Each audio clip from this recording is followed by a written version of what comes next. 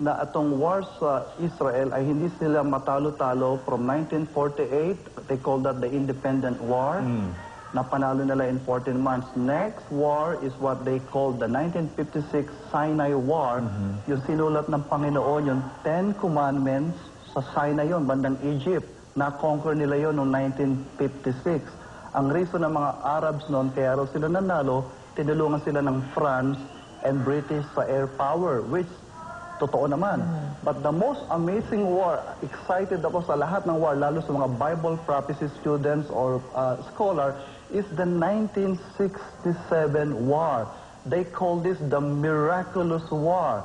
Katulad po ng Amerika. Is this Yom Kippur? Hindi pa po yun. Six-day war. Six-day war. Could you imagine C2, napapaligiran siya ng Syria on the north, Jordan on the east of Israel, and then Egypt.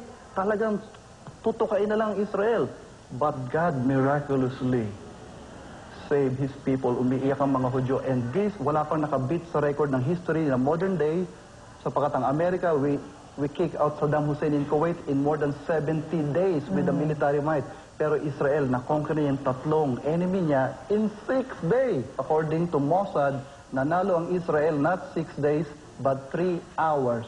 Ipagpapatuloy po natin ang iba pang mga revelasyon. Ayon sa banal na kasulatan at interpretasyon ni Brother Jesse Gatdula, I'm sure you are also on the edge of your seat the way Sito and I are. Sa pagbabalik po ng issue, huwag po kayong aalis dyan.